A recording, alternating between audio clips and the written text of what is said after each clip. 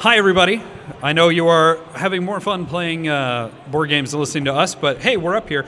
So, welcome. Attention. We are Bored All the Time. We are a board gaming podcast based out of the South Bend area.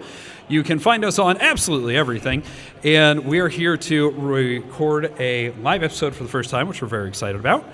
And we are going to be talking the top 10 games that need a new edition. But before we jump into that, we can just start off and say, I am Mark, and to my sides. I'm Scott. And I'm Jason. So thank you so much for being out here. Hopefully we're able to entertain you somewhat.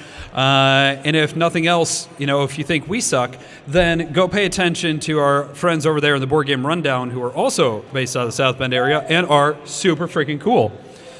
So, with all that stated, anything else before we just jump in? I mean, we probably should talk that the podcast is a collaboration between Decision Space Gaming and Theater Geeks Entertainment, LLC. Sure. Because, we talk about both all the time. So. We do, it's true. And Decision Space will be an LLC officially next week. Good. Hooray. That's awesome. Meanwhile, if you do know us, you have heard about us, then you are about to learn all the things I have to deal with for Scott in editing. It's really just a joy. It's almost always Scott. Hey, the cookies are back there. I have no gum. I have no candy. You should be fine. Yeah, I'm very happy you don't have any gum. I'll go get those cookies. Please don't. I can pretend to have gum. I don't need to listen to more of your mouth noises. This is what he has to deal with. This is the truth that he has to deal with. All right. So, guys, let's go ahead and jump into it. When we were talking about the games that we want new editions out of, this is not specifically, we just want to reprint. This is something that has rules issues or components issues or whatever reason. Is there any particular metrics or how did you put your list together? So the majority of my list, I came through with games that were older that I enjoyed when I was younger, that I felt, yes, definitely needed a reprint because I think it still could be very apropos in this time and day and age. So that's what I was looking at. Sure. Also games that maybe I would like more if things were changed a little bit. Like my number 10 is flat out, I don't like how it looks, and I think that's one of the reasons why I don't care for the game. Totally fair. I'm not going to lie, there's a couple of those on mine. Yeah. Exactly. I tried to go ahead and have a little bit of a rounded out idea of games that might be out of print, games that are very old and just need to go ahead and get like a refresher. But then there's also some out there that I've seen and I'm like, all right, rules-wise or just how they're put together production-wise, I'd much rather go ahead and see maybe some tweaks here and there or something in the rules might not flesh out very well. Sure. And I just want to go ahead and see them kind of rotate a little bit more to make it more fluid. Okay.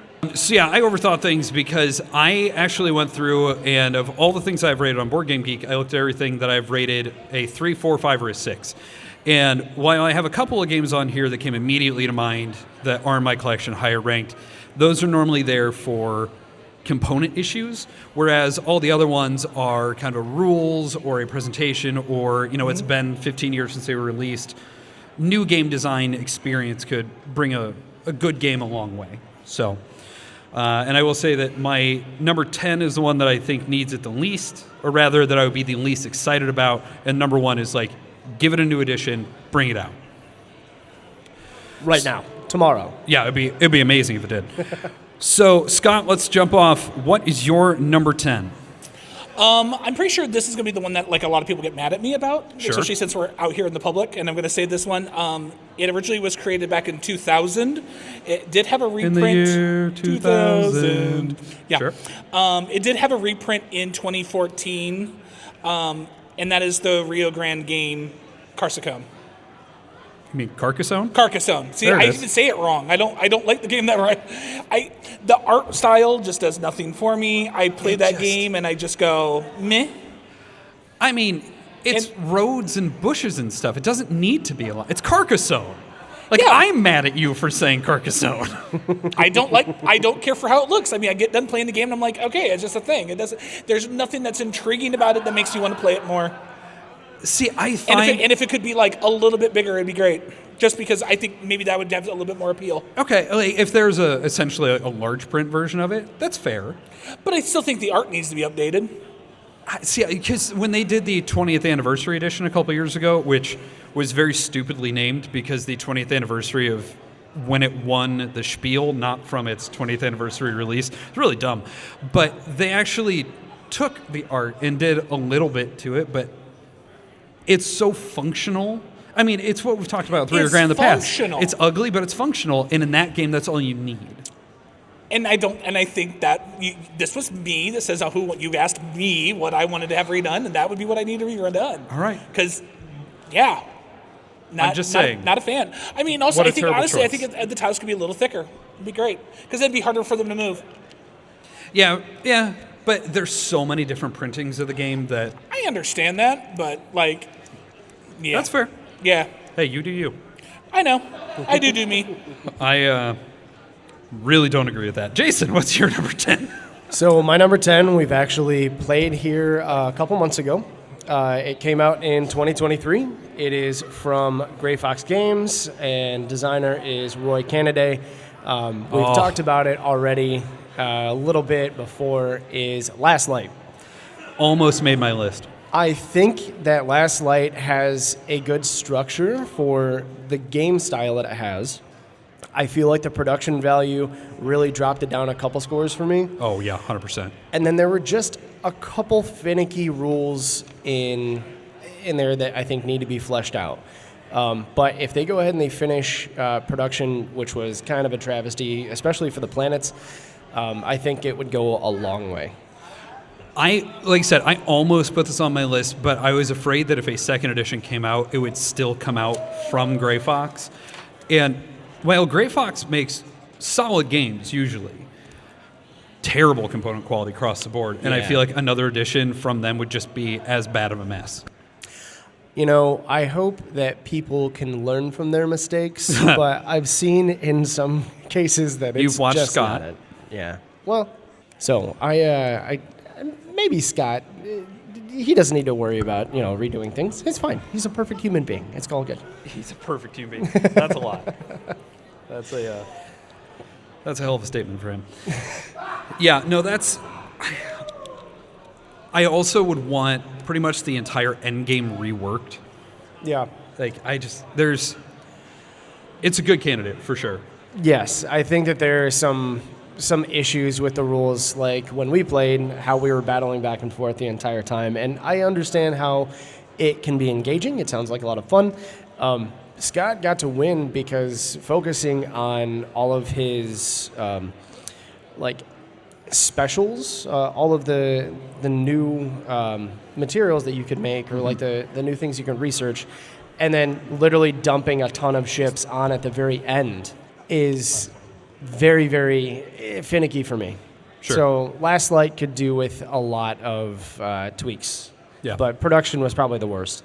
Yeah, because I remember that game. I just sat there, because you guys were battling, so I was just like, I couldn't go out and get materials. I had to do what I could do with my little area. Yeah, you're absolutely right. Yeah, and I remember you saying that you ended up getting basically the same upgrade over and over, and that's one of those where just give it like an upgrade market, like a flop of cards, and that would have solved, one of your issues. One of my issues, yeah. So yeah, because everything I got was the thing that allowed me to go really, really fast. So I just went really fast. I went really fast and won. That's not fair. Got to go fast. Yep. Yeah, that's a good get. That's a good call. So my number 10, unlike a travesty and a good one, is incredibly dumb.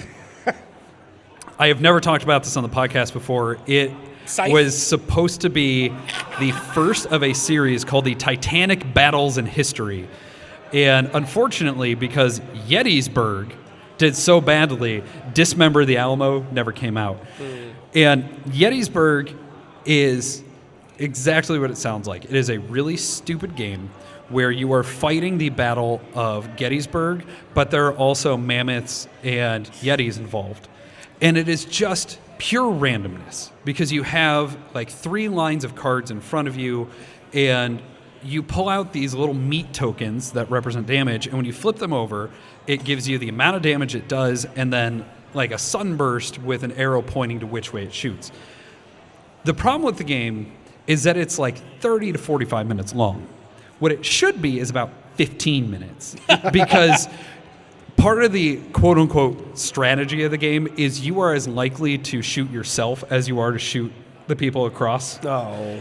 And there's a good argument, I think, to be made that Radlands exists, and so we don't need a new version of this. Yes. But I want this theme on Radlands, is essentially what it comes down to. That's hysterical. Like, I like Mad Max, but, like, it's so dumb. Anyways.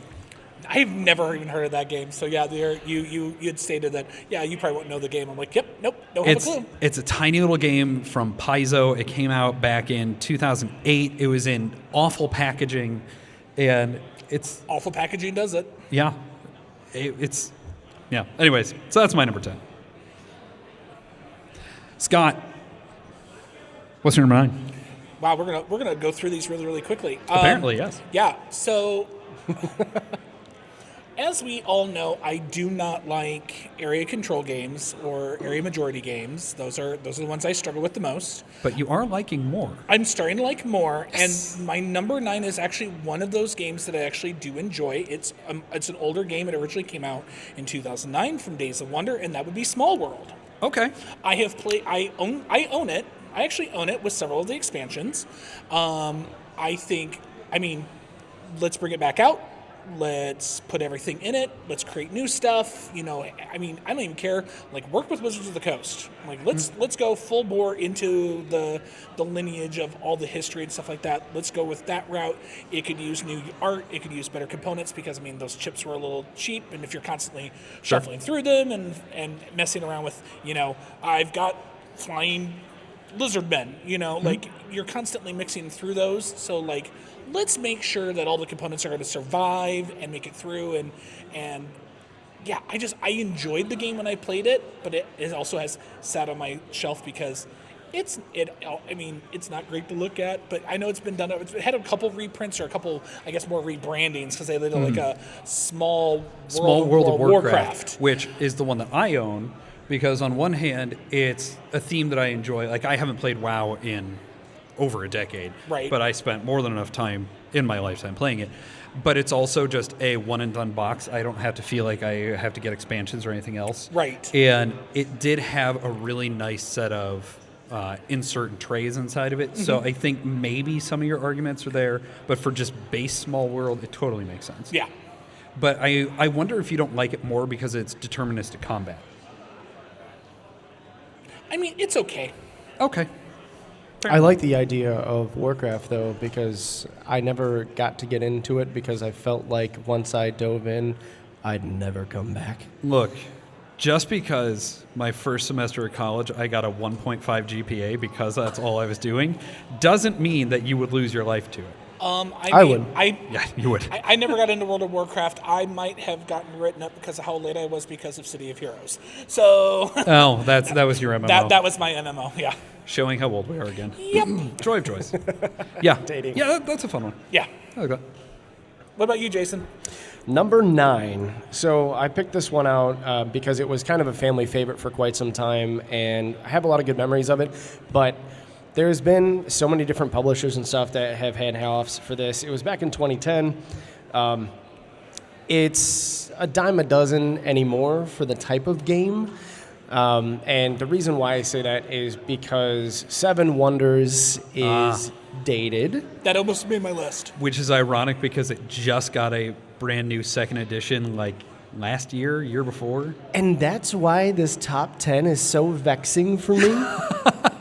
And it took so long to put together this list because I had 4 or 5 of them and then looked and I'm like, oh man, well, I can't do Fireball Island because that just came back out. Oh, I can't do Hero Quest because that just came back out. It did, yeah. So I need to just do some research ahead of time, and Seven Wonders just kind of like slipped underneath the fold there. It's all good.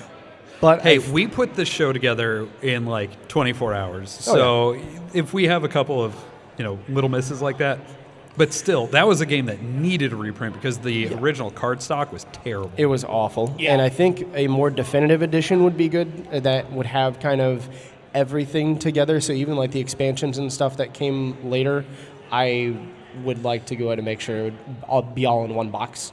It was surprising with the new second print that they didn't put any of it in there. Like I honestly expected leaders to just be in the box, and it's not.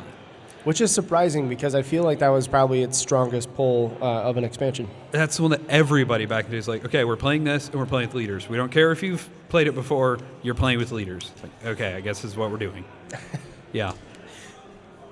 Agreed. Yeah. No notes. Okay. No, I completely agree.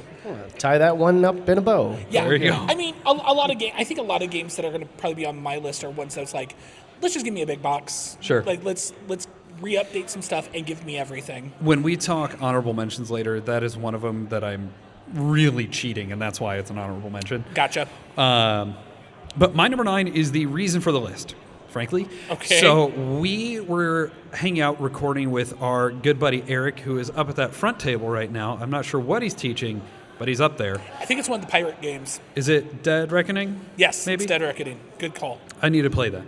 Same. Well, he's going to be here most of the night. Yeah, well, good. So the game that we were talking about the other day was Red November. And Red November is originally from Fantasy Flight Games. Its first release was in 2008. It had a significantly better release in 2011 because the first, I don't know if you remember the Fantasy Flight Silverline boxes that were way too small for the size of games. Yes. Like Space Hulk, Death Angel was in that size of box. Yep. There was way too much stuff to try to jam inside that box. It was awful. And so they literally, the second edition of it was just, here is a bigger box with better components. And at the time that it came out, that game is a lot of fun. You are gnomes on a submarine, and you're just trying to survive for an hour because something went wrong and the sub is sinking. And it's one of those first games that really had one of those conditional win-loss conditions because the game you are taking your actions and spending some amount of time, and at the end of the amount of time you spend, you're going to roll a die and try to succeed or fail on whatever action you're doing. But if the time track gets a certain point, then you can choose to escape the sub with an aqua lung, and if the sub goes down, then you are hailed as the only survivor of the Red November, and if it actually manages to make it, then you are hung as the only traitor, which really neat ideas. I mean, it's an old school Bruno Fight Duty game, but it's too long. It plays up to 8 players, which means that this snappy, silly little game that should be 45 minutes tops would take 2 to 3 hours. Yeah, that's a slog. And unfortunately, at the lower player counts, even though there were fewer bad things coming out, you just couldn't stretch yourself across. So really what I would like to see out of this is just keep that same box size. You can keep the components, trim the rules down, streamline it out, change the balance, and just give me a game that can be played in 30 to 45 minutes. And I think Red November would be great again. But at this point, it's one that I have a lot of fond memories for, but I can't go back to. I haven't had a chance to play that one, but yeah, I think it sounds exactly right with everything that you talked about and what Eric and we talked about that other day. I think that does sound about right. That sounds like some major problems. All right. Well, with that, let's go ahead and move on to number 8. Scott, what did you bring? This is probably one of my favorite smaller box games. It had a couple of expansions that I feel are absolutely fantastic. This, again, will fall into that, give me another one with a little bit bigger. It needs better storage, I think, because, hey, if you're going to make expansions, can the first box handle all the expansions? And the game from 2014 from Arcane Wonders, Onitama, cannot handle all the extra expansions that it did. It is amazing that they have not put out a better storage solution for that game. Right. I mean, Onitama, absolutely phenomenal game. If you like playing chess, it's definitely in that little wheelhouse because of the way you have to move your pieces around. Fantastic game, but then they came out with The Way of Wind and The Way of Shadow, and you have so many promo cards. So many promo cards, and you've got so much content and still have the same box that you're supposed to fill up, or have a rolling mat in there and all the cards and all the pieces. It's not enough. There's not enough space. Yeah. And I mean, honestly, let's redo it. Let's have it be a little bit more. I mean, if you're going to redo it, have actual graphics, have do that style of artwork, but have the actual creature that it's trying to portray, because everything's based off the zodiac of Chinese mythology and stuff like that. So let's go that route. Make it grandeur, so it makes sense of what cost it's going to cost. You're gonna have to pay for it. So I mean, and I think that is one of the benefits of that base box. Is it's only $25. Yeah, it was like maybe $25 back in the day. So I mean, probably now, you look at inflation, so probably $30. But there's give me everything. And have you played this, Jason? have you ever played Onitama? No. Oh, I need to bring it over. Yeah, you do. Onitama is this brilliant system where you're going to pick 5 cards, and 2 cards are in front of you, 2 cards are in front of your opponent, and 1 card is in the side. And the cards just say how you're allowed to move your pieces. But the brilliance of the game is that whatever card you use, you swap with what's in the middle. So whatever you're playing, your opponent is going to get the turn after you. Ooh. It is just this brilliant game where you're either trying to capture their sensei, I believe. Their sensei, or yep. just get your sensei to their spot. Onto their throne, yep. The Wildly tactics of that simple. Sounds amazing. It's incredible. It's such a good game. Yeah. I when I picked it up at Gen Con when it came out, it was literally like, hey, do you want to demo this game? And I'm like, yes, this looks like something that'd be very interesting. I made a move. My friend made a move. I made a move. Then I did a quick sidestep, grabbed the game from the display, put it on the table. So this is a dice throne for you where you bought it on the spot? Oh, yeah, very much so.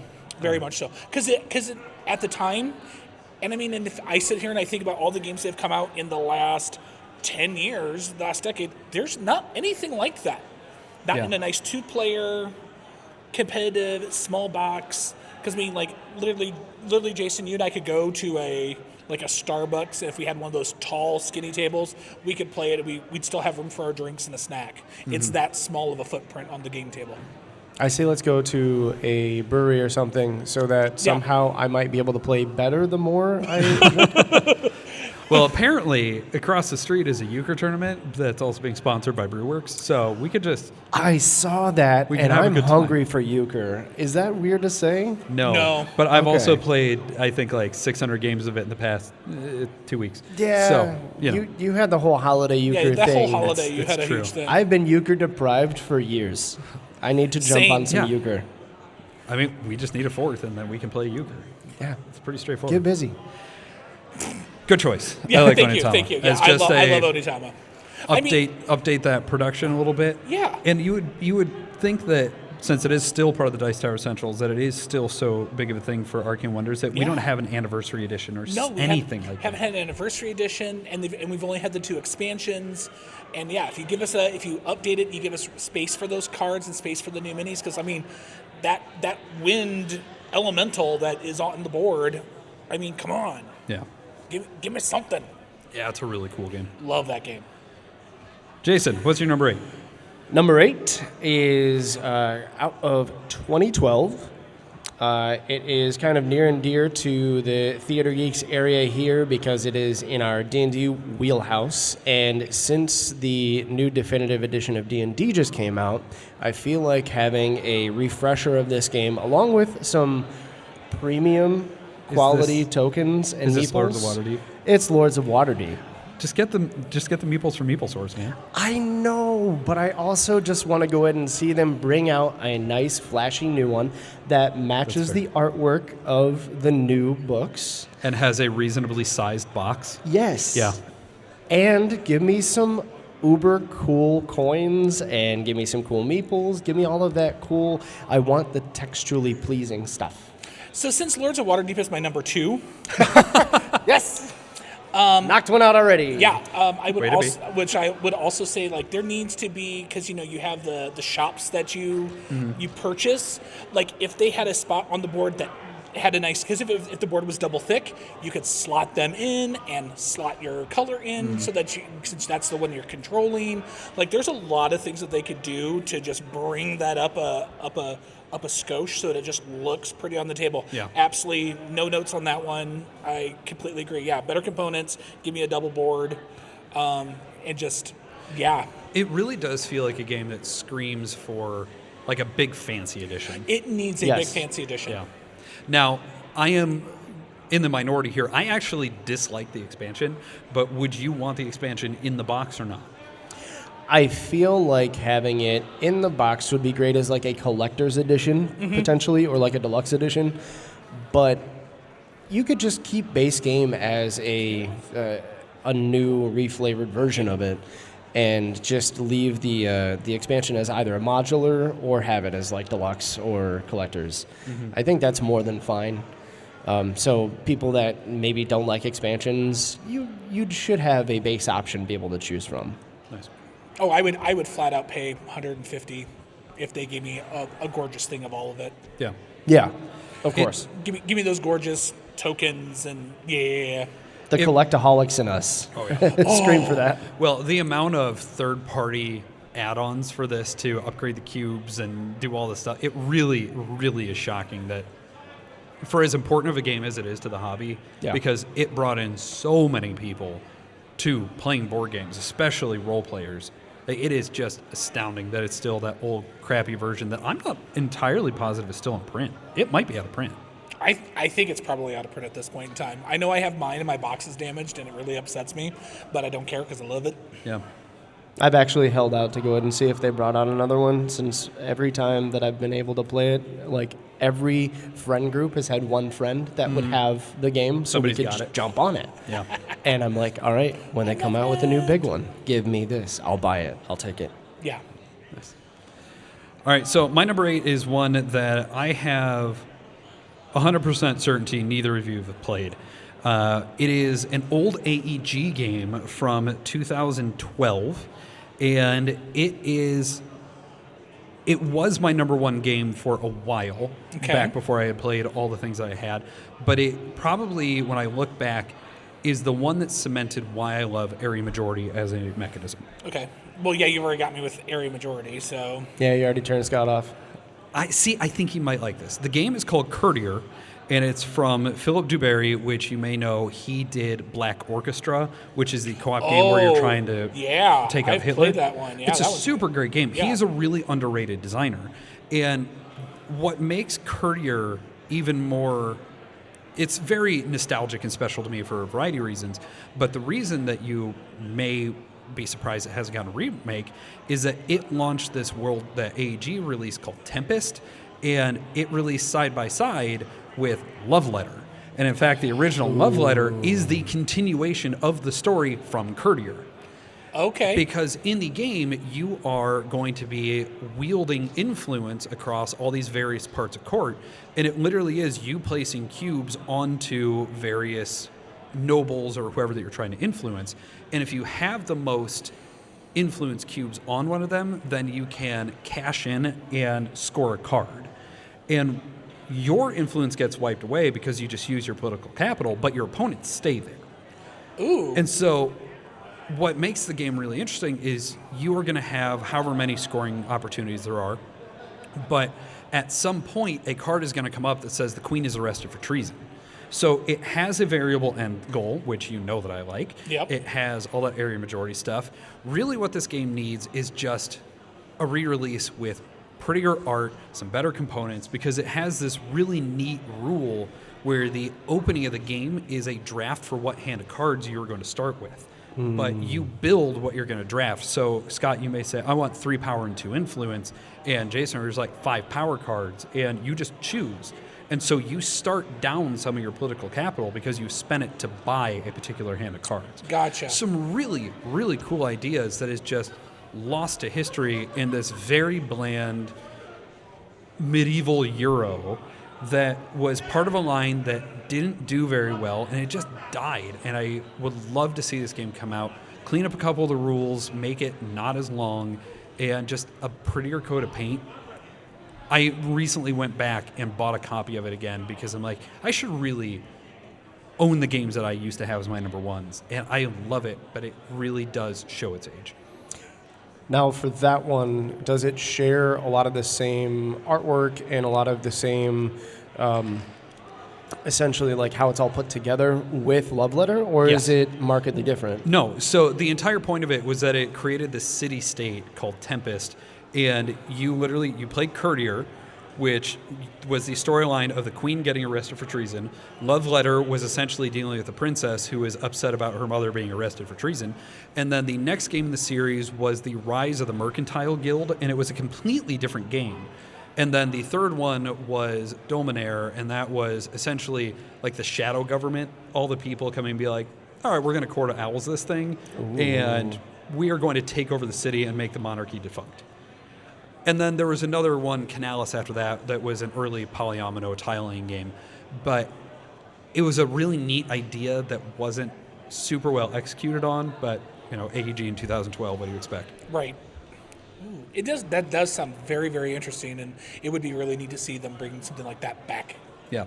Re-release them as a set, maybe. You would, the Courtier did okay. Love Letter was by far the most popular. Right. But the other two they were wet splats. I was really surprised that the fourth one even came out. Well, see, if you go ahead and do something like that, at least from a marketing perspective, you could go ahead and have the popularity of Love Letter kind of help piggyback the other ones on there. Yeah. And it could get Courier a little bit more traction, and then also the other two. Because, shadow government toppling a monarchy sounds really cool to me. I would jump on that. It was a really cool game, but again, the problem with it was like a 3-4 hour game. It was just simply too long for what it was. No. But yeah, some really neat ideas in that series. But Courtier, a lot of what I love now, I can go back and very specifically point at. So, like I said, there's some nostalgia on that, but I would love to see a remake of this. Yeah, that sounds like a very good game. So that was my number 8. Scott, what is your number 7?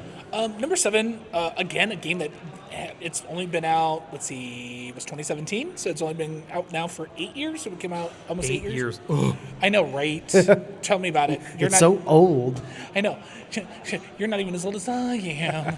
That means I will have my 9th wedding anniversary this summer, and that is just crazy to me. Wow. Yeah. What's crazy to me is that as much as I love this game from Renegade Games, they haven't made a bigger box to hold everything for Bargain Quest. Oh. Okay, that makes sense. I love Bargain Quest. I think it's a great game. It has storage issues because, hey, we're gonna release a thing, and then we're gonna bring another box that's almost the same size, and then we're gonna do But another it's box. half as wide. But it's half as wide. Yeah. And then we're gonna bring out another box that's just, again, and then we're gonna put out a bunch of expansions, like And they're mini still expansions. supporting the game, too. Yeah, they're still supporting the game, but come on, it's 8 years. Come on, maybe at the 5th year spot, you could have done a bigger box because then you'd had great storage options. Yeah.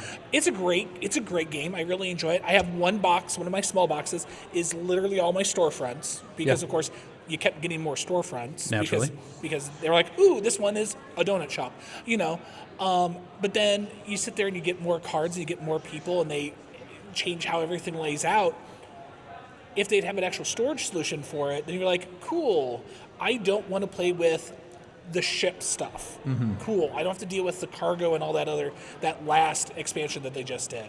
Or, kind of like what we've done that they did with Wingspan. Yeah. We have that nice box. Now, obviously, it doesn't need that big of a box, but if No. it was just a little bit bigger, give me a big box so I can put everything in it. That'd be great. Don't make me go do it myself because I don't have that kind of time. I mean, Dominion had its 2nd edition, but heck, Dominion's 2nd edition was like 2016 at this point, which That's almost is 10 years. crazy, right? Yeah.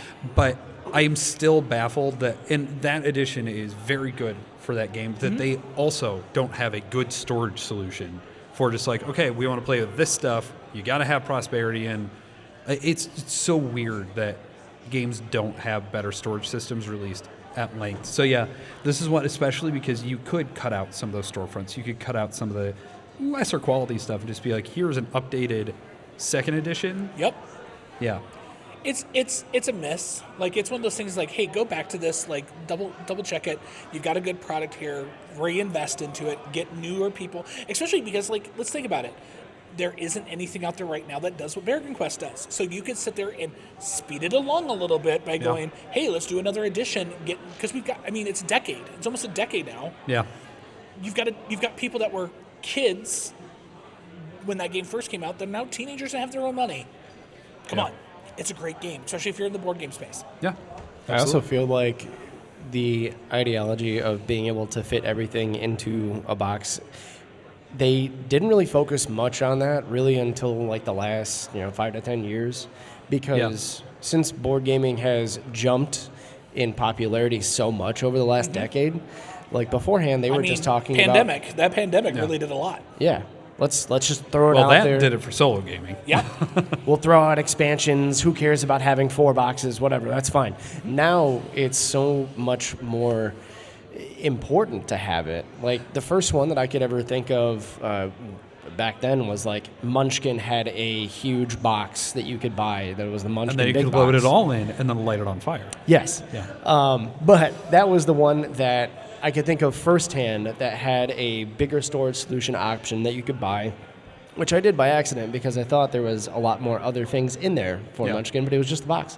There was a funny thing that happened with Stonemaier when the Scythe Legendary Edition box came out, where Jamie came out and said, like, I don't really care. Like, it's not something that I value of, like, why would I get a bigger box? Just have the other ones. He's like, but I have so many people that were asking for it that I realized that my opinion on this doesn't matter. So I made the big box, and it's now there's the big box for that, for viticulture, for Obviously, Wingspan. There we go. Yeah. You know, that game that I've only taught how many Have times. everything about. It's true. Yeah. I mean, that you hid and then sat there and looked at me when I picked it up. You're like, this is the only one in the convention. You need to get this to your hotel room right now. It's true, Because we if did. someone else sees you with this, they might attack you or It's true. attack us. Because I think we only had like 10 come that year, and 9 of them were pre-orders. And we're like, well, we have one left over. They were asking us at PAX if we had any. We're like, nope. Yeah. 0. They're just they take up way too much space in the booth. Yeah. Yeah, it's pretty huge. Yeah, the year I got mine, Jason, literally I got a text message that the morning that he got into the convention because I was there the day before. This is 23. Yeah, I remember this. And he sat there and literally goes, I have one, get here. You Yeah. need to be here by this time so you could get out and not be mauled. And I'm like, got it. Yep. I literally did that before I did anything else.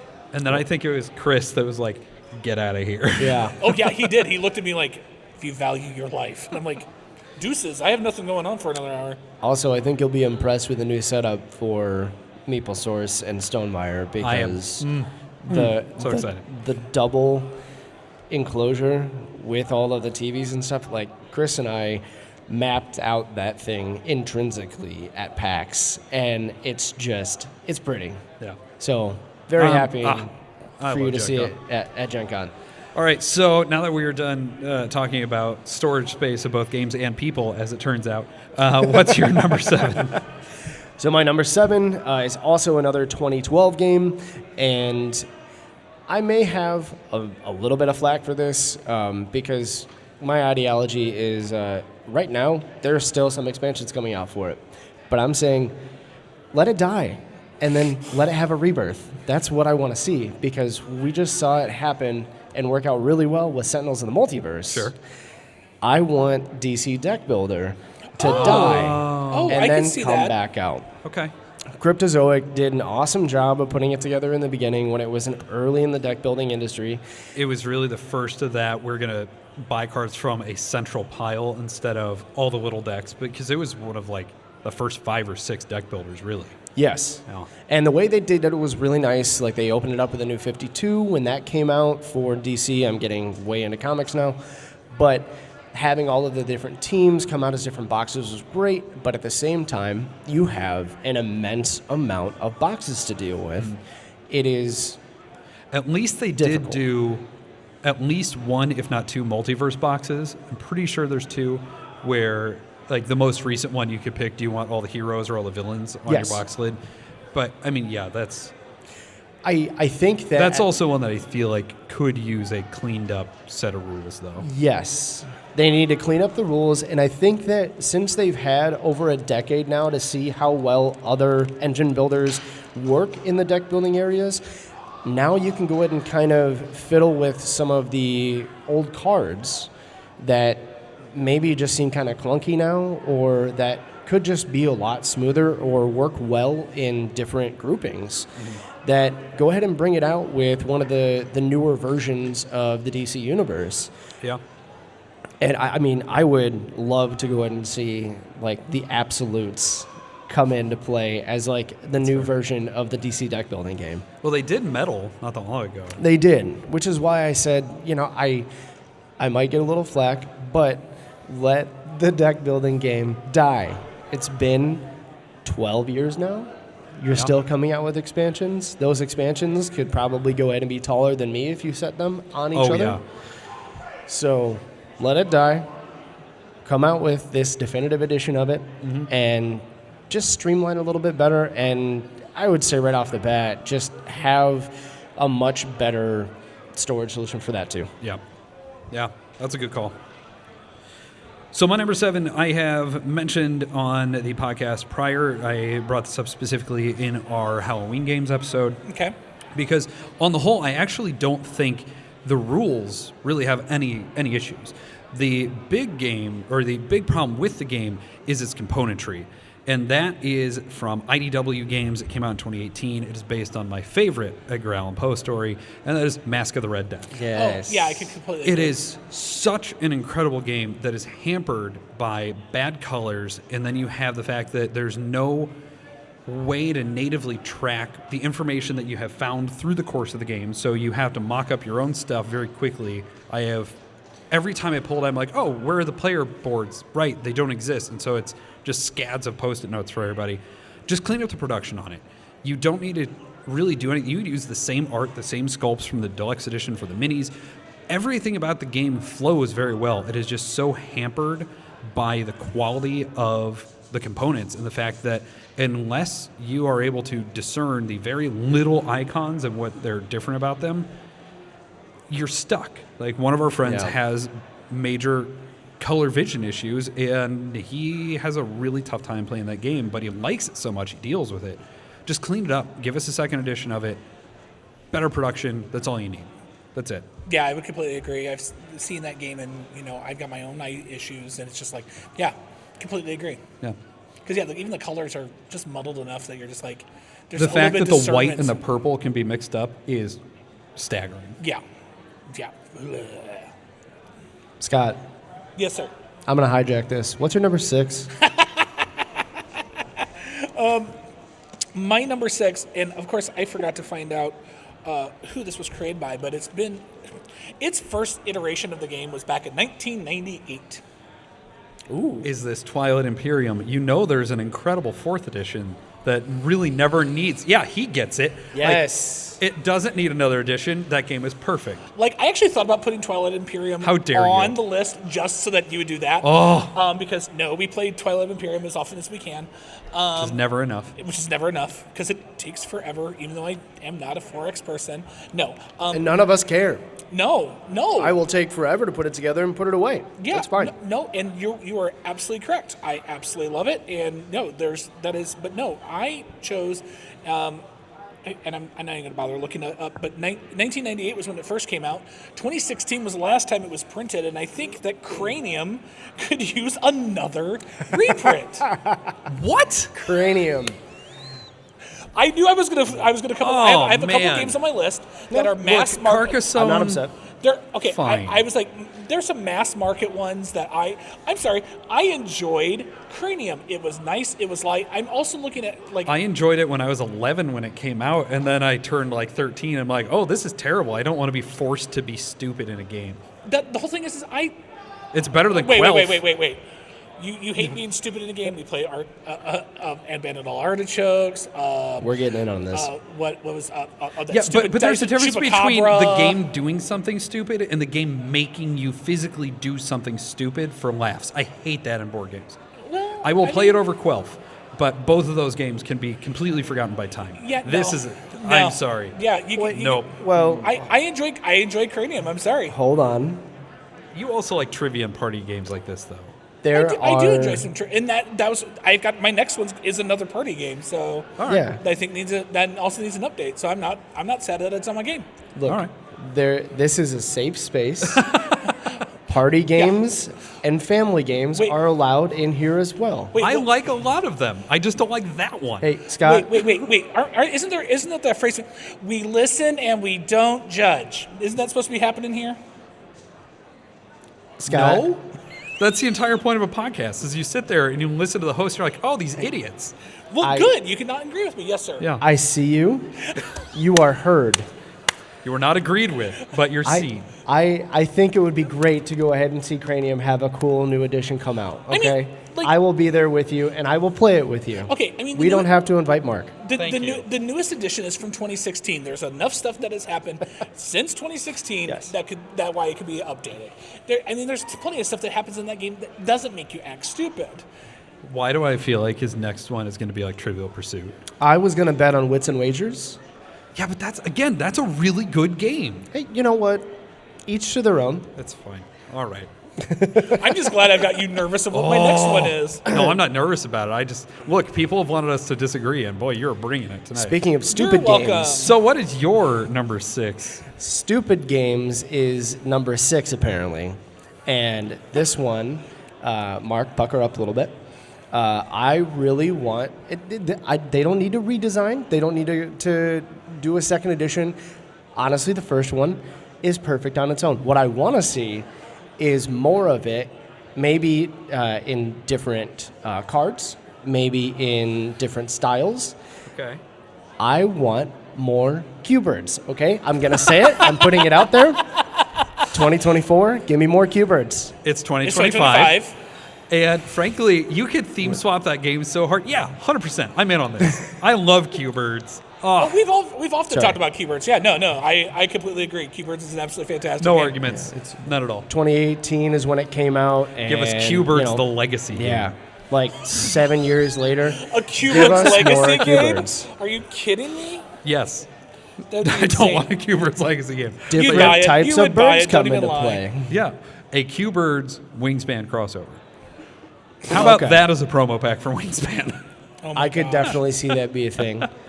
I can't. want to see some of the wingspan birds into Q-Birds. They're already there. Well, some of them are, yes, obviously. But I want more of them in there. That's but yeah, fair. Q-Birds. That also is one that could really stand some better card quality because we have worn out at least 2 copies of it.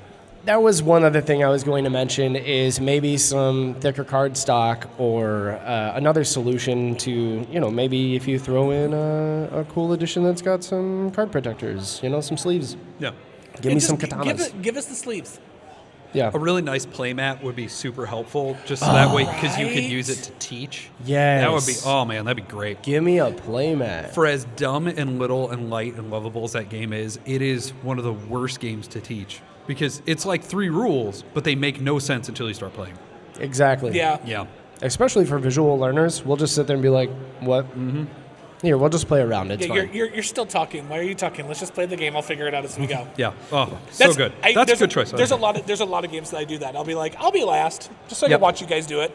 Yep. Yeah, you do that to me all the time. Yeah. Also, maybe a little section on the card itself for what the heck that bird is, because we have What, had you can't tell conversations. it's a rock warbler? We've had conversations about that a this bird or is what that a is this that? bird? The fact I'm they not put sure. that in on the Board Game Arena adaptation, but not in the Pandasaurus reprint, baffling. That's great. Mark, what's yours? Q-Birds. So my number 6 is not intended to be pandering. But considering the 2 people on my sides, you are either going to have very strong opinions about this, or you're going to look at me and say, wait, this had a game? Okay, so we're either going to fight. So this is the oldest game on... No, the next one is the oldest game on the list. This is from 2006. It technically had a second edition come out in 2011 that added the expansion to shorten the game. And frankly, even with that expansion, it's too long. This is a D&D comic-inspired board game, and this is the Order of the Stick, the adventure game. So I have not heard of I that. can't deal with you. So here's the thing. Order of the Stick is incredible. It is still going, I'm pretty sure. I'm a little behind on it, but Wow. it's still going. And the problem with the game as it came out in 2006 is that it has a 2006 rule set. It is completely competitive. You have a game that takes 6 hours sometimes. Ooh. And the entire point of the comic is that there is this D&D adventuring party that is going to fight and kill a lich. Great. With all the storyline that there is now, with the fact that you could just streamline the game, just make it cooperative, I still, to this day, do not understand why the game was competitive, except for the fact that I guess Pandemic wasn't out yet.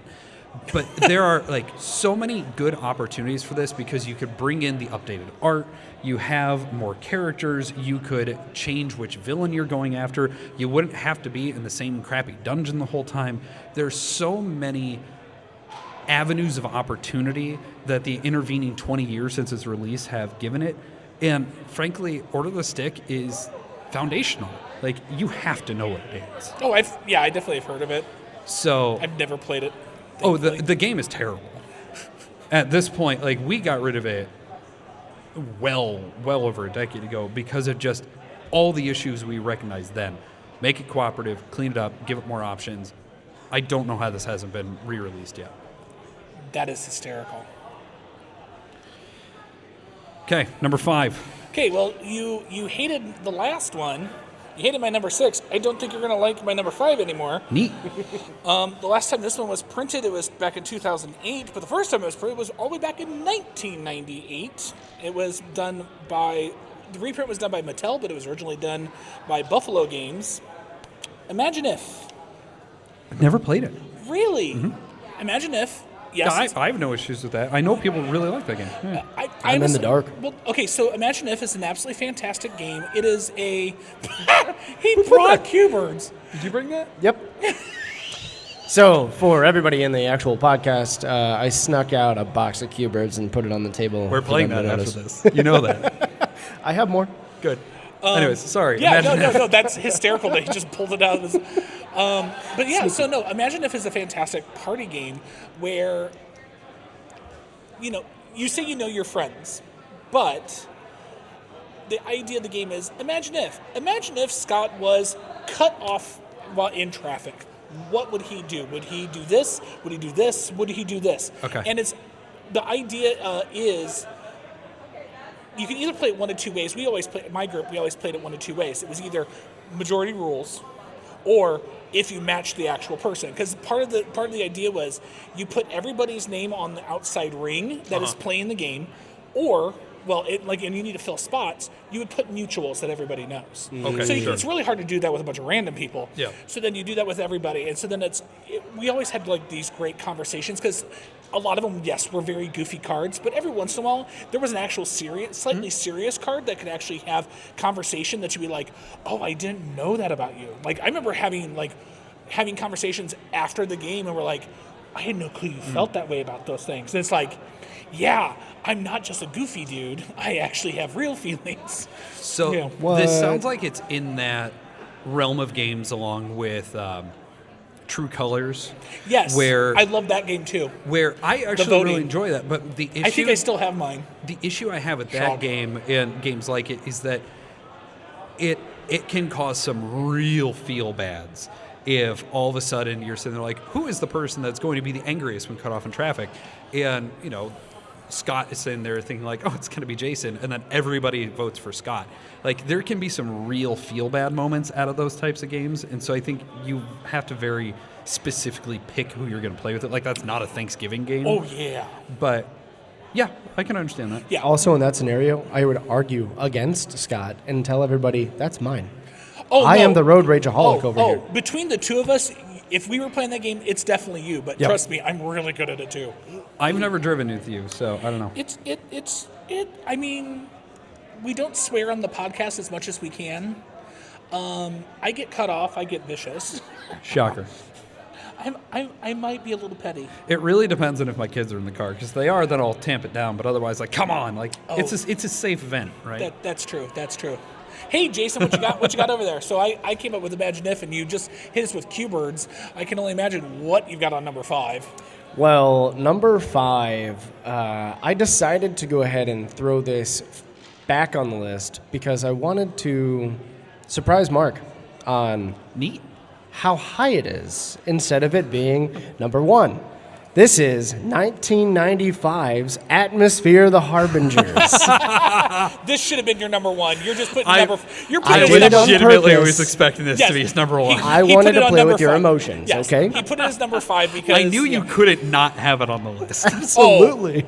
It should be his. Okay. To the listening audience, it is actually his number 1. So basically, everything from here on out, just add 1 to it. So the Just number shift it up a 4 is spot. actually his number 5. So this is his number 1. But we're saying number 5 just to be funny. So this is me cheating This is a because bit. I actually have the game, so I can keep the original and be happy with it.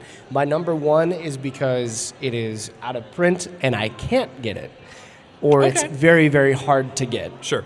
So this is why it's a little bit higher up on the list, but it should have been probably 2 or 3, in all fairness. Just to go ahead and put it out there for people, Atmosphere, The Harbingers, obviously, as I said, is 1995. It was a VHS tape-based board game. It's phenomenal. You are sitting there trying to stop yourselves from being these numbskulls and become these harbingers, which are kind of the epitome of different types of horror, like a poltergeist or a werewolf or a Scott, mummy. would you like to do the Crypt Keeper or whatever his name is? And once you become those, you Silence. have to get these different Maggots. keys, and essentially you're trying to escape this Why is limbo Jason still talking? Silence. Yeah, go ahead. to try to make it out of limbo. And what you have to do is you collect all these keys, you get back to the center, and then you have to make sure you go into the Well of Fears and you don't read your own fear. That is a very short and easy way to explain this. There's also Bone Rangers, which are a whole different story. They're basically Hey, your, you've been one of those recently. Yes, Just- he was. the first time in over 30 years I had to be a Bone Ranger, and it was fun. But if you want to go ahead and find out what a Bone Ranger is, check out Atmosphere. It'll be somewhere at some point, or you can find it, at an estate sale. I don't know. The good part about Atmosphere is that somebody was dedicated enough to put it all on YouTube. Yes. And there was a DVD edition that came out, back when those were a thing. So they definitely have tried going back to it. I am kind of surprised that a new version hasn't been announced. I think with just how fun and easy it is to play the game and how it's metered at 1 hour, I think it would be a cool thing to bring back out, especially for friends, family members, stuff like that. It would be a great party game that you're going to go ahead and have just 1 hour of, heart racing events. And obviously the Crypt Keeper, which honestly looks like Silence. if the Crypt Keeper and Emperor Palpatine merged together, this is And had a your baby. Crypt. Yeah. Yeah. It's haunting but hilarious. And if you want to watch a gameplay, it should be on the Theater Geeks YouTube channel. Yeah. Because we did that at October Yes. for Halloween. Okay, so my number 5 is my oldest game on the list, and this is just you just talked about a very out-of-print game that you have no access to. Yeah. I got a copy of this through, unfortunate means, but I ended up with a copy of this. And it is one of those games that will go for inordinate amounts of money. It is one of the joint designs of Bruno Catala and Serge Lager. It came out from Days of Wonder in 2005. This is Shadows over Camelot. Ooh. Shadows over Camelot, at the time it came out, was so unique and important and vital for what it was doing, because it was that cooperative game, but it did have the hidden traitor, and you can really draw hidden traitors pretty close to this if this wasn't the first one. Mm-hmm. The problem with the game is that thematically, nothing that you're doing actually makes any sense mechanically, because when you're going to search for the Holy Grail, you're just playing a card on the Grail path and hoping that a negative Grail card doesn't come out. Okay. A lot of the game now, as you look at it, feels like a game from 2005 or frankly from 1995, because so many turns just like, okay, I'm going to play these cards on the path for the Grail. And now they just came back off, which means I am sitting here doing nothing and just spinning my wheels. And we're all spinning our wheels because, hey, we killed those 2 picks over there. And now they're back. It's super frustrating because so much of the enormous game length is just lost in just repeating yourself because the game is constantly kicking you in the teeth. Ooh. The Merlin expansion is very good, but when you use some of that Merlin stuff, it can really screw you over because the Merlin cards, you have to walk across the board, and walking across the board is your turn sometimes. And there are cards that can come up and just say, and you lose your next 3 turns. Oh. It just, like, you are out of the game until somebody comes and frees you, which means you are leaving one of the but it is such a neat game. Thematically, we don't have that many King Arthur's Court games. No. And yeah, there's the new version of Tales of the Arabian Nights, which is Tales of Camelot or Tales of the... I don't remember what the new one's called. But other than that, there's, like, no copies of this game out there. There's no theme of this game out there. And I feel like it's one of those... Bruno Catala is a master designer. He is incredible at revising designs, and he's been doing it constantly with all the duo and dual stuff he's been doing. Get them back together. Let this be a big anniversary thing from Days of Wonder. Clean up the rules. Make it feel like a new game. Keep that really high-quality Days of Wonder production, and you would have a really great game that you wouldn't have to spend an arm and a leg on to get a, frankly, pretty bad experience at this point. Yee. That doesn't sound fun at all. I mean... I understand why it was on its original release.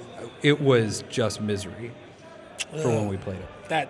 That's too bad. Sounds like it's just an overhaul in general for the game. Yeah. Yeah. But hey, good second editions do that.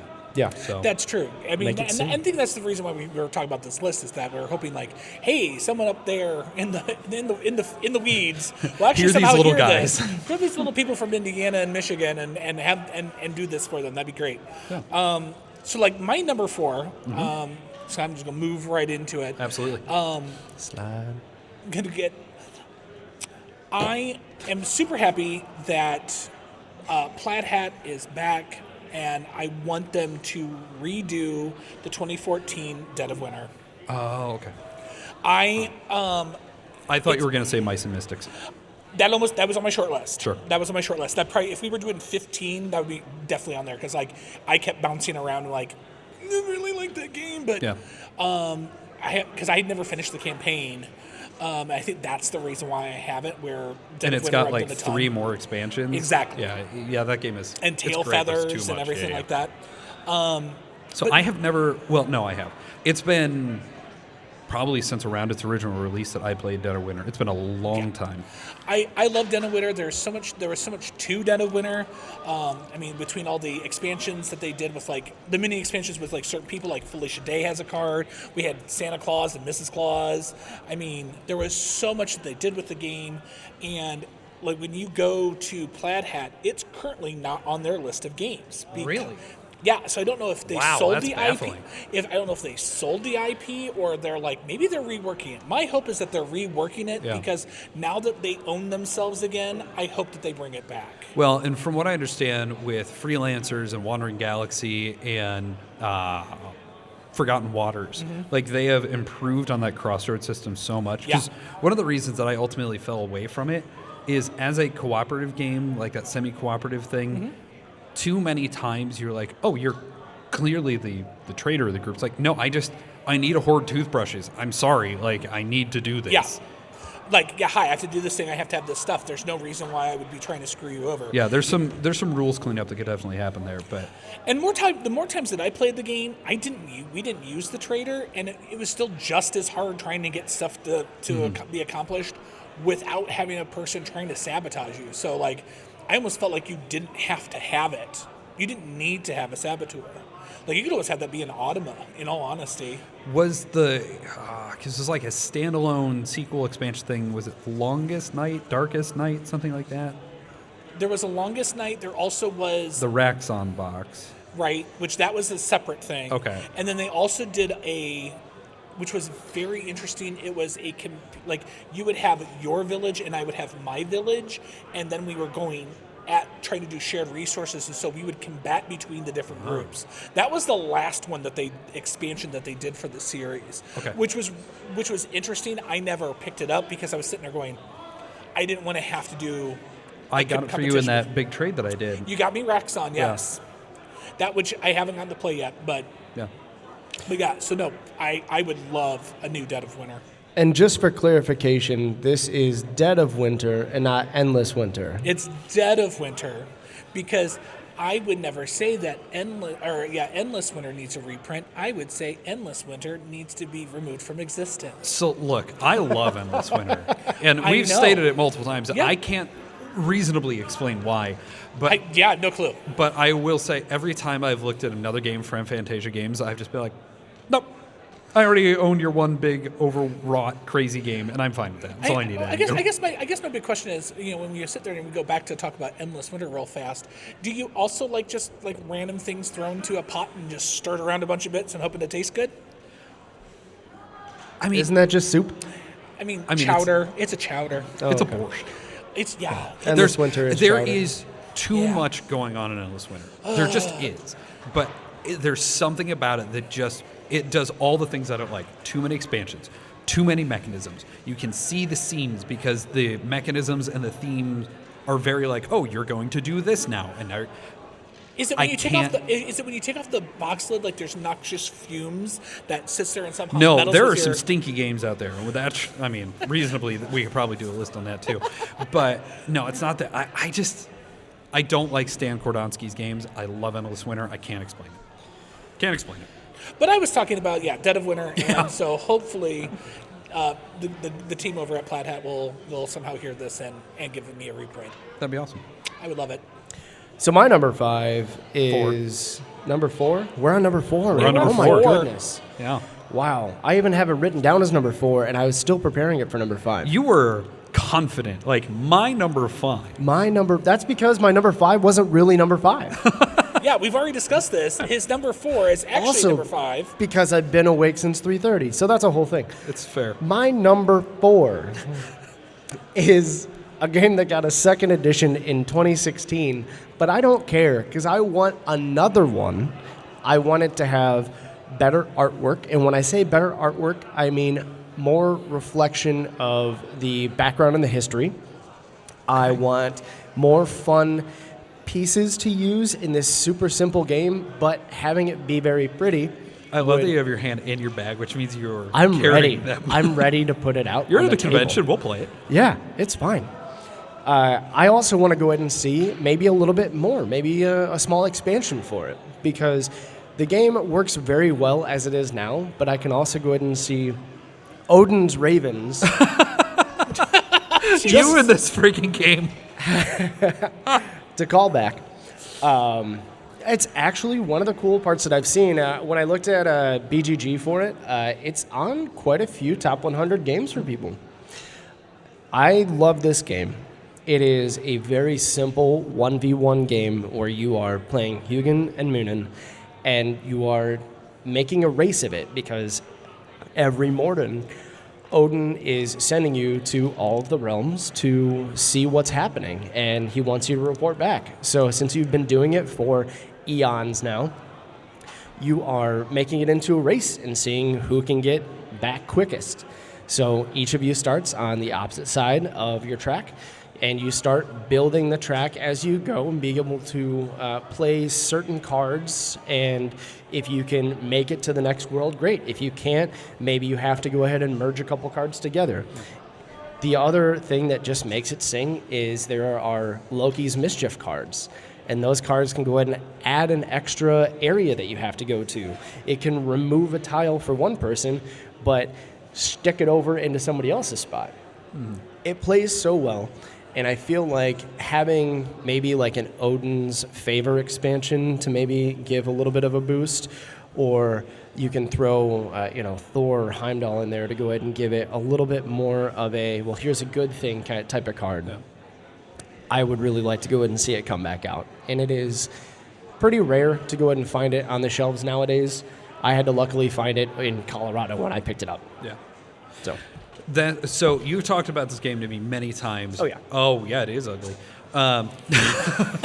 Which is right, because Osprey Games is normally very pretty games. That is not. We need to play it after this.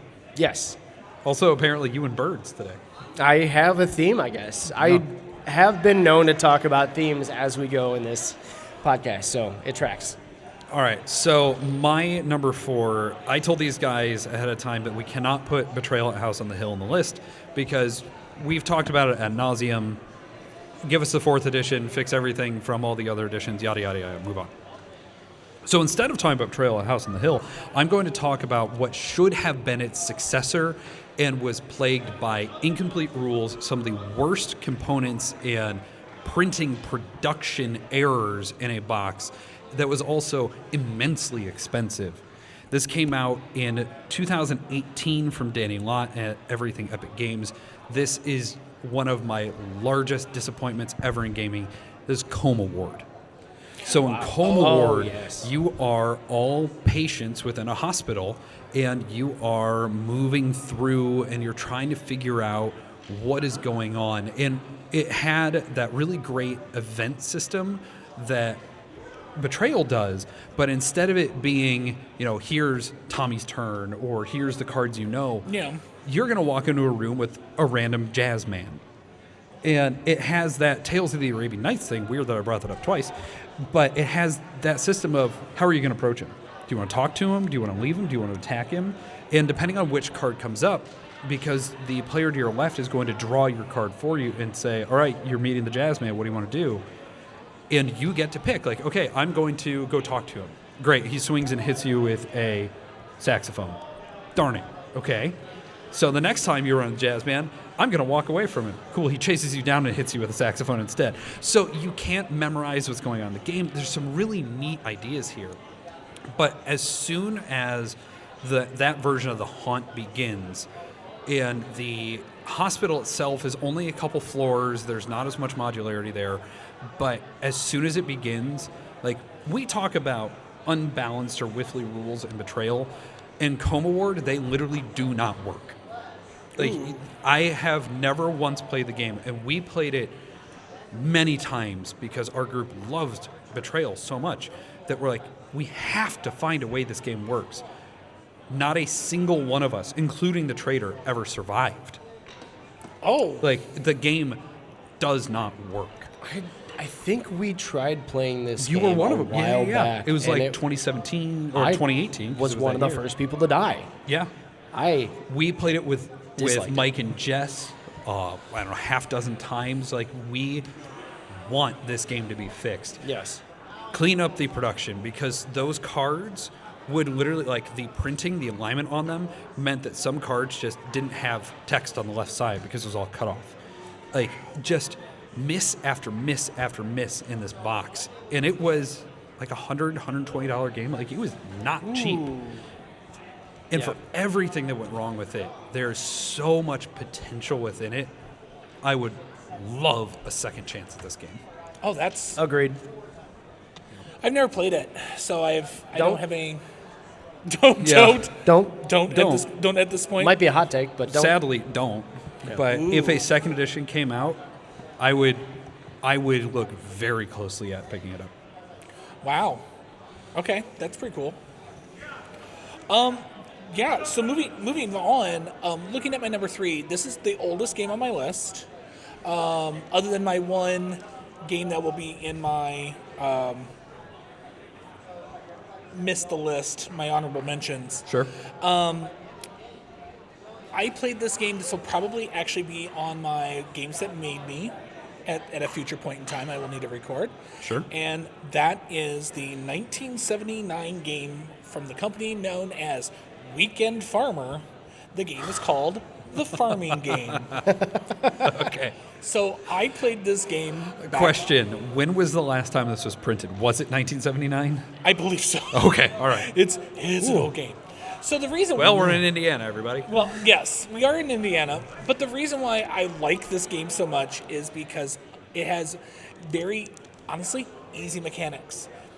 Everybody has their own farmland you're all on the board, and you are putting vinyl stickers down.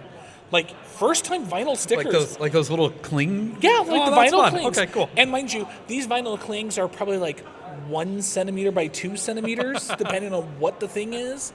And you are putting out your different type of grains, your different type of farm animals, and you're trying to sit there and fit them into your location. Then when dice are rolled, it tells you how much money you actually make from them. But there are events that would happen that you would have to remove some. But then you can I'm going to go to the meat processor and I'm going to sell some of my cows. And, hey, I've got this. And you would trade. Like, you would literally peel stickers off of your farm to put on someone else's farm because... That sounds super fun. And it actually was a great game. And I was just like, I played this, the last time I played this game, I was probably 19 20. So it was like 1982. Wow. Okay, so everyone here, you're going to hear some screaming. Don't mind me at all. I may have just poked my co-host in the ribs with a pen. That's true. It happened. Thankfully, I had the little rubber tip. Yeah, thankfully. I took out the thingy.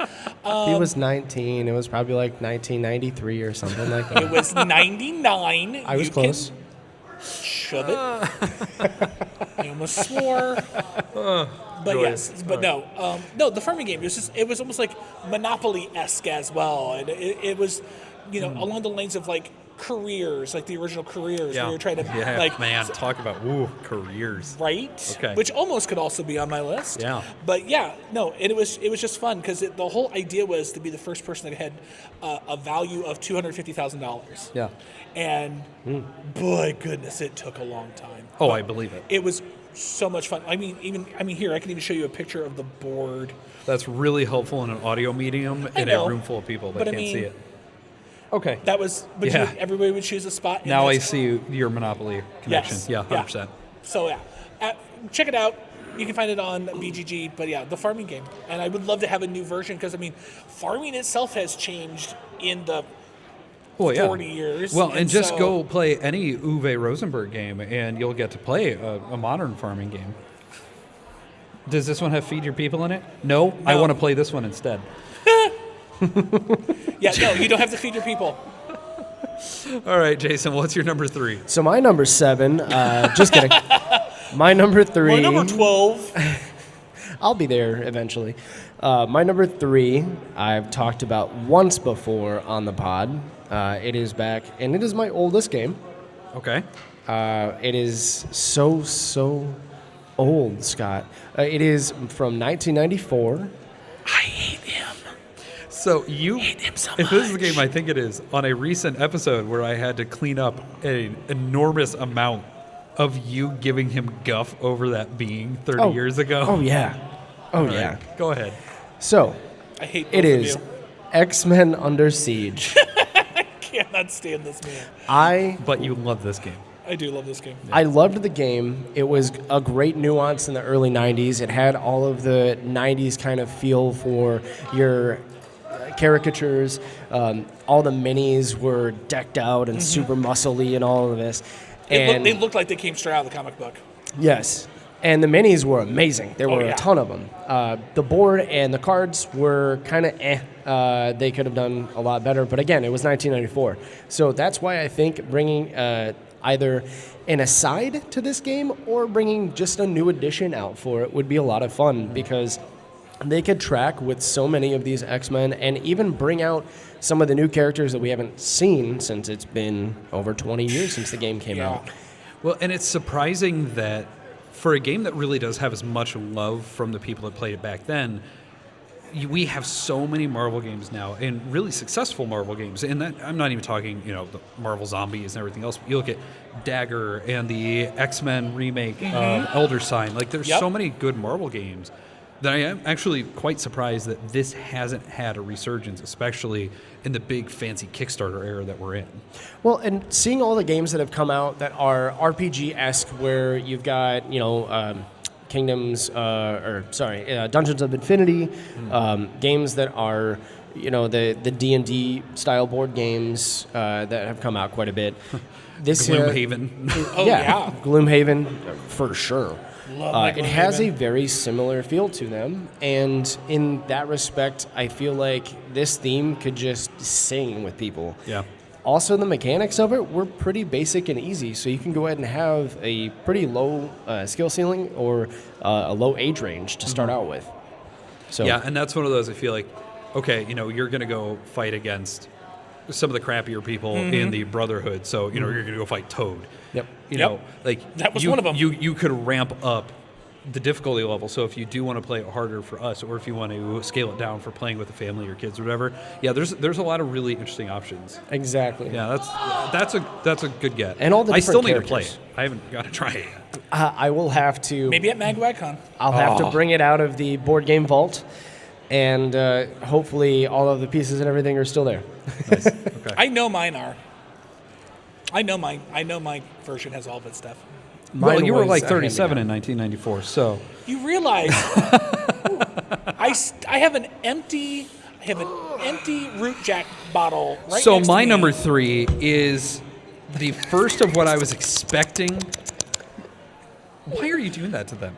That's not to me, it's to them. They're not paying attention. Anyways, so my number 3 is the first of what I was expecting to be 2 crossovers with you. At this point, I would be very surprised that they are this high on your list. Yeah. I cannot think of a more important IP to me growing up as a kid, everything, than the Blue Bomber. Oh, Mega Man, the yeah. board game that came out in 2016 from Jasco Games, is a travesty. It very much is a travesty. The rules are awful. It is a competitive game when it should be a cooperative game. We once played a game, I kid you not, for 7 hours, and we did not win.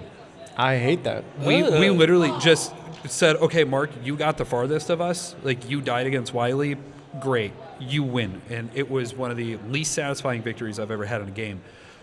There's so many moments that we looked at it of these components, especially for a Jasco game, especially an older Jasco game like that, were surprisingly good if you were able to track them down. Because finding the Yellow Devil, which had rules in the base game rulebook, but did not come in anything except for fancy Kickstarter collector's editions, it's just That's a mess. baffling. Wow. The rules are a mess. The game is the wrong era, or rather, it's the wrong genre. It has so many things going against it, but we really don't have a good Mega Man game. Pixel Tactics is Pixel Tactics, so your mileage goes wherever it goes on that. And the new one from Blacklist Games a couple years ago, Mega Man Adventures, is fun enough as a push your luck dice rolling game, but it's not a Mega Man game. It's not what I want it to be, because the Sonic Roll version is almost identical in feeling. It's like, well, I guess these are interchangeable. What I would love to see is somebody else pick the game up. Jasco, unfortunately, was never able to make a good game, and frankly, I'm not sure they're still in business. But you have 0 Mega Man X games out there. Move it forward, shift it up into X, give us those bosses, make it cooperative, make it much shorter, and actually have it be fun. You could do scenario-based of, okay, we're going to go through X1, and here are all the bosses we're going to go through. Like, there's so many reasonable opportunities for a good Mega Man game out there, and we just don't have one. Could have like a Talisman style Mega Man game. There's so many other characters that you can bring it out now. Well, and that's the thing. In this game, you could be one of like 6 different poses of Mega Man. You could be Proto Man. You could be Roll, Dr. Light, Rush. Like, there were a shocking amount of ways to play the game, and they all were terrible. But I spent so much time finding all the figures and getting everything and trying to redesign the game with the components as existed, and it's a bad game. But it deserves to be better. So I knew this one was going to be on your list, and I could see how you would think that it would be a crossover for me, because Mega Man is pretty huge. Maybe in a And I just don't think you different played era. it, which is I why I own didn't. it. I Oh, own okay. it. I didn't know Oh that. yeah. All right. Are you kidding me? I'm a huge Mega Man fan. I know you are. That's why. So yeah. but I've never played the game. Oh, That well, would be why it's not on my list. that's fair. Yeah, it's terrible. Yeah. And after you talked about it and after you told me how bad it was, I had no inclination to want to, kind of was- sully the name of Mega Man. Yeah. It might have been the first ever MacWagCon where I had Roger and Sean, and they both came in from Ohio, from Cleveland specifically, and we sat there all day, and it was, oh my God, it was misery. Oh, that was And brutal. just to let you know, Jasco Games is still around, but now under the name of UVS Games, which is because they've done the Universes collectible card game that just got done doing Wow. the Okay. Critical Role and the I think Final Fantasy is another one that they're doing. Sure, why not? Yeah. Well, that's where IPs Which go to they've die. had some huge media over. All right. Well, now we Interesting. know. Yep. Hey, but I mean, okay, then maybe I want to avoid that. I would. Yeah, because I mean the fact that I know our local game store has it and it's not cheap, Yeah, so I'm like, ew. bypass it. Yeah, that's unfortunate. All right, your number 2. What do we got? Well, my number 2 we already discussed because Jason and I that's right. crossed over with Lords of Waterdeep. Yes. I mean, there's not enough that can be said about this game. Like we've already talked about it. Give us another board. I want to be able to insert the shop into a spot that needs to have a slot system or like an extra board. Like there are plenty of board games that sit there and have an extra sideboard. Let it be a sideboard. That's fine. Give me a sideboard that flops out and I can place all this stuff into. And it's not like Lords of Waterdeep is not a ludicrously sized game anyway, so. Yeah, it's a massive board game. It's a massive map. That board is so stupid big. But you need everything. You do. At least, I mean, I feel like you need it. Like there's some that make them really huge, and I'm like, this could have been shrunk down and they've been fine. But yeah, no, Lords of Waterdeep, yeah, by far, Sure. It needs another reprint. So what's your number 2, since you already gave a lot of opinions on that earlier? So this is one that I thought we would have the crossover with because we've spoken very, very closely about it. It's near and dear to both of our hearts, and I would drop down and play the game tonight if you asked me to, but I really only live a couple minutes away. Well, do it. I would say... Make it so. I want this. It came out in 2011, and it is from Fantasy Flight Games. Is it Corey Kinezga designing? It says Corey Kinezga, yes. Artist is Ben Zweifel. It is the Gears of War, the board game. Which is also my number 2. Yes. Oh, shock. I got 2 of you. I could not reasonably put this at number 1 because of what my number 1 is, but I also could not have this list and not have it be on this list. Yeah, This is agree. the dungeon crawler that I like. It is such a perfect implementation of the theme. Just give me a newer production. The rule set is very good because Corey Kinezka is a brilliant designer, but streamline a few things. Put in 3 and Judgment and nothing else because that's where Gears of War stopped. Like, just, 100%. Listen, 2 and 3 and Judgment were, I enjoyed all of them very much. After that, we can get into other details, but that's where we need to just keep it. Yeah. At least for the board game. And what's a shame is that we've really only ever had one other Gears of War game, and it came out from Steamforge, and it was this tiny little card game that did not do well. And It was like a versus game, I thought. Yeah. No. And it's just, because you could have, especially now with all the various games that have extra play modes, like Bullet works so well in co-op and boss rush and competitive and whatever. Like, give me the competitive or the cooperative campaign. Give me a competitive horde mode, except let one of the other players play the Locust. Like, Yes. Oh man, yeah, this. That could be an expansion all on its own. Yep. And I will say, with this game, they already had some really great minis to go ahead and throw in there. They had overlaying tiles to put down where it really felt like they made the game for the IP, not the other way around. What I would like to see them do is a Tidal Blades 2 system where instead of it being, and you know how surprising this is coming out of me. Okay. But one of the big problems with the original Gears of War is just setting the thing up. Yeah. And I feel like just have 3 or 4 map books in there, and you just flip the map book to this, and then you slide it in to as you need it. Like, Exactly. you can still have that modular dungeon and just do it via book and not have to go through all the other silly stuff. Yes, exactly. And they've done it a few different times with, again, I'll bring up the D&D style games where you see the Castle Ravenloft or any of, Legend of Drizzt, all of those where you have several dungeon tiles and you just use a map and throw them out there. I believe even Marvel Zombies is the same way. So remake it, throw it back out there. It had such a great set of mechanics. You could even have what I would like is they actually had different levels for line of sight and cover and whatnot. You could have that line of sight system is so good in that game. Great. Oh, so much good in that game. And Anyways. you could actually have raised levels now on the boards with how we've seen people make a lot of their boards and indentations and different layers of the cardboard. You could make line of sight very easy to see again. Yeah. So give me another Gears of War. I love it. Wow. So since both of you talked about the number 2, I guess we get to slide Which, over. ironically, your number 2 was also the crosshair with him, so we Yeah, just got to that's- scooch on in. I know, right? Yeah. So my number 1, Mark sat there and said that we weren't going to talk about Betrayal House on the Hill. Apparently, the Wii is him and his mouse in his pocket because my number 1 is Betrayal House on the Hill. That's hysterical, but I specifically put that in the notes to the BATT House. You read it. I did. I read it, and I sat there and went, sorry, I am going to talk about it because, hey, look. I mean, so Renegade. I am. Press This- R2 to punch somebody in the face with a pistol whip, rather. Oh, my gosh. Yeah. Anyways. Oh, you're just playing Mass Effect for the first time. That doesn't make sense to you. Yeah, I'm going to end up having I'm not enjoying it. So killing sorry. me. You're killing me. I don't enjoy Different first-person playstyle. shooters. It's not a first person. Anyway, we're going to cut It's that a out. different Anyway. place. Yeah, whatever. Yeah, it doesn't we'll matter. talk about it. Proceed. But yes, and we've talked about ad nauseum in other avenues about all the problems that are there in the 3rd edition of Betrayal House on the Hill. And second, And To be fair. I mean, to be fair, to be fair, there is definitely a lot of problems with the 2nd edition.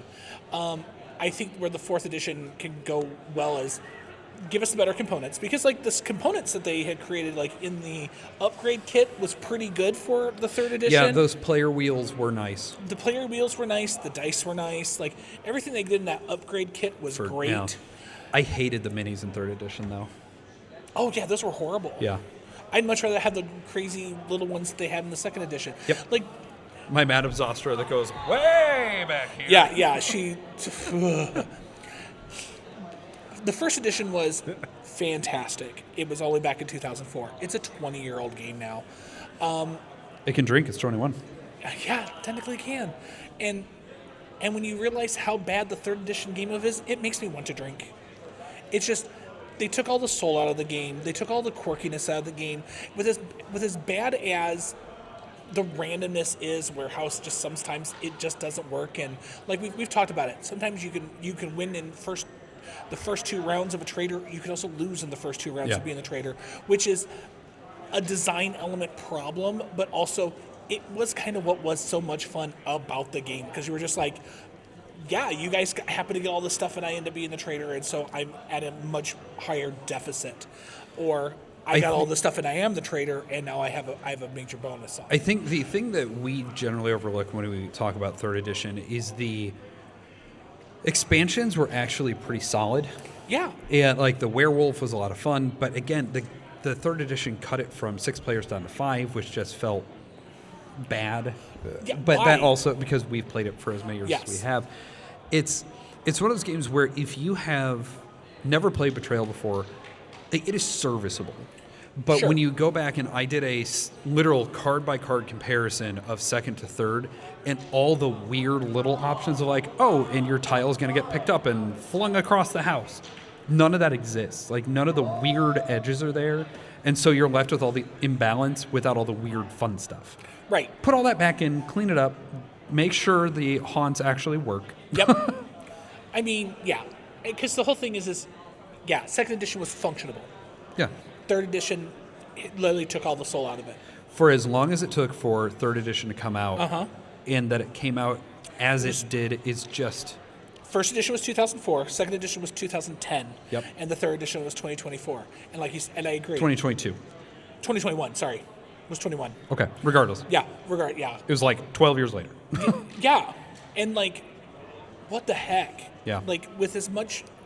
Especially Other stuff because that's come in. they didn't even take into account any of the great stuff from Widow's Walk either. No. That incredible That expansion. is an incredible expansion. Like that's one of the best expansions I've ever had in a game was Widow's Walk. I can't And- disagree. And the whole thing is like, we've had since 2010 to 2021 some phenomenal horror games that fall under the lines of slightly kooky to the absolutely, oh my God, what is going on? Why didn't those get integrated? They could have taken inspiration from those and have slotted those in, because you can sit there and when you play the 2024 version or the 2010 version, there is so much nuance that you're like, I remember that happening in this movie, Yep. and boy, was that a good movie, or boy, was that is a cheesy horror movie. But man, I'm glad to see that card in there. And they took all those things out of it in the third edition that you're like, you could have any relevance to. I wonder if that's not one of the reasons that I put up with all the luck and everything in Final Girl, because it gives me that vibe that Betrayal used to, but in a system that works. Exactly. You know what? I bet you that probably is, because And it's solo, so you can play it whenever you want to. yeah, pretty much. Okay, Jason, I broke the rules and went on and on and on about a game that we've gone on and on and on about. What you got for number one? Hey, that's okay. I have brought up this, I think, in an honorable mention before, but I haven't expounded on it very much since. This is a game that I have absolutely loved playing throughout like high school up into college. My friends both had a copy, so we've been able to go ahead and jump back and forth. And I was lucky enough to go back to North Carolina and play it with my buddy Jeff just about a year and a half ago. And it just gives me the same feeling that it did a decade ago. It is a game where you are playing against all of your other people, kind of like Veiled Fate, but you actually have a battle mechanic in there as well. This game is Shadowhunters. It came out in 2005, and the designer is Yasutaka Ikeda, and the publisher is Game Republic Inc. This one is You got so me. much I've never fun. even heard of this one. Yeah, like I've at least of it. heard of Imagine If. I have nothing about this one. So Shadowhunters is a lot of fun. Essentially, you have you have many different characters. All of the characters will have a separate role. There is demons, there's hunters, and then there are the unknown. So there are 3 different roles that you can go ahead and have. They're spread out between an even number of characters, I believe. And each of them have corresponding beginning letters, and you actually track it on this winding cyclone of a board. And the board itself is divvied up into 2 parts. One of them is the places you can go, and where you essentially roll dice. You get to decide, I can go here or here, and you can either pick up weapons, you can pick up equipment, you can get special cards that do special things, yada, yada, yada. The cool part of the game is when you get your character, nobody else knows who you are, just like Veiled Fate. Sure. But the fun part is you have to figure out who your partner is. Okay. With different cards. So there are some deduction cards that you can pick up, and it'll say that you're going to go ahead and give it to one person or another. And it might say if you are a hunter, go up 1 in health or lose a health. Mm-hmm. And sometimes you'll go ahead and give it to a person because you think, all right, maybe this is my buddy. And you're going to give it to them. And if they're a hunter, you know, because all of a sudden you see their health in the cyclone go up. The cool part is each one of those, say like Gregor and Jeff, they're both Gs. They both have the same HP on the tracker. So you can't dictate what people's healths are at based on what their characters are, because that character could be a hunter or could be an unknown. Mm. So it is a very, very fun game where you are essentially trying to weed out who's your partner and who everybody else is. And is this based on an IP? I don't believe so, because Shadowhunters I know is like a whole IP. It's I believe a movie and a different because it's a book series. Okay. Book series, but this is not that. No, this is completely separate. It was made, as I said, it was 20 years ago. Okay. But definitely a cool game. It is 100% out of print. I would love to go ahead and see it come back out here, even if it's in new flavors or whatever. But if it sounds like a really neat idea. Jump it back out. Yeah. Okay, so my number one I have definitely mentioned in the past being one of my other greatest disappointments in board games. And I really should have known better going in, because it's a CEG or a CGE game, and unfortunately I've yet to ever have one of them work for me. But I don't think I was ever as disappointed as I was in Sanctum. Sanctum came out in 2019. It is from Philip Naduke and Thomas O'Leary, or Thomas O'Leary. He also designed Under Falling Skies, which again is a game that I wanted to like and just didn't. But Sanctum is thematically Diablo. Like and pretty specifically, it's Diablo 3, which is awesome. Yeah. And to the point where when you are going down this game board, because it is completely competitive, which it shouldn't be, but you literally go from Act 1 to Act 2 to Act 3, and the final boss looks like Diablo. Like, it is so thematically like, yoink. But it just falls apart, because essentially you are allowed to move however far you want on a track on the course of the act board, but you can never stand where somebody else is standing. But for what you need to do, you just take the next space. So there's really nothing fun of actually moving down these boards. But each act has a different set of monsters that you're fighting, and the reason that I continually think about this game, despite it being so not good, is it has the single best level up system I have ever used in a board game. Really? Wow. Because as you are setting up your character, and you have each of the various Diablo classes, but on the side of your board you have level 1, level 2, and level 3 unlocks. And when you kill a monster, you are going to get to shift a gem on your board on one of those skills up. But what's important about it is you don't have to go in order, because when you unlock those gems and they come off of your skills and onto your board, they upgrade your equipment, they upgrade the rest of your skills. You get to use them essentially as currency of doing cooler stuff. But if you want to unlock your level 3 skill first, you can. It just means that unlocking your level 2 is now going to be harder, because now you have to get all that stuff off. Right. Such a cool system, unlike anything else that is ever out there. And so you're sitting there and you're playing this amazing manipulation on the side to get to Act 5 to fight the Diablo knockoff, and the person who wins is the person who dies last. You cannot kill him under the base rules. Of course. It is way too hard. The final boss dishes out so much damage that literally the rules say whoever dies last is the winner. Like, that is part of the rules. That should not be part of the rules. That's insane. Make it a cooperative game, because we tried doing that, again, with the components as in the box, and we did some stuff where we tried to redesign the game, and it just, with what was there, it didn't work, because then it became way too easy. And it just, give me another edition of this game. Let me just, you don't have to touch that level up system. It is so incredible. But the game as it stands, as pretty as it is pointless. It is literally pointless, because you cannot beat the final boss. Wow. I want another shot at this game so badly.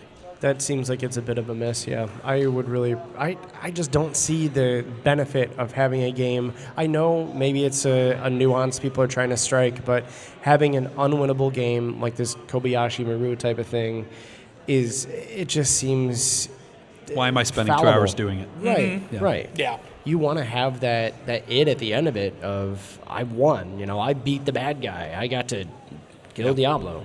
Yeah, and you don't get that in this. Yeah. It's a real shame. Yeah, that's that want. You don't want to have that want. Yeah. I want the win. I don't want to be the last one standing, because then it's like, okay, then what's the point? And I'm fine if not everybody's going to make it, but so long as somebody can take him out. Yeah. Yeah. Okay. Okay, great. The end boss has 500 hit points. I better be at I better have dropped him down 480 before I drop if I'm the last one. Yeah. Thank you so much for listening to us. If you'd like to get in touch with Scott and myself, or any of the other theater geeks in relation to Board All the Time, you can hit us up at boardallthetimegaming@gmail.com, on Blue Sky at boardallthetime.bsky.social. You can visit us on our website, boardallthetime.com, where we have a newsletter sign-up, feedback form, archive of our episodes, and links to all of our social media, including our Facebook page. You can also join us on our Discord. The server link is in the episode notes. And finally, we'd like to ask that if you enjoy our episodes, please give us the like and follow us on your platform of choice. We know you hear that a lot, but after doing this many episodes, we really do now understand how important it is to help the show grow. Regardless, thank you again for listening, and we'll see you on the next episode. Well, guys, thank you so much for coming out. We have had a lot of fun doing this, but at this point, I'm bored of both of you. Ouch. I I'm wanna, going to go play some games. Yeah, I was like, we're here at PopiCon. I want to go play some board games. I'm going to go look at the merch real quick because there is a lot of vendors out here, and I want to window shop a little bit. Yep. Sup, Third Watch? Hey, Third Watch, we love you. They can't hear us. They can.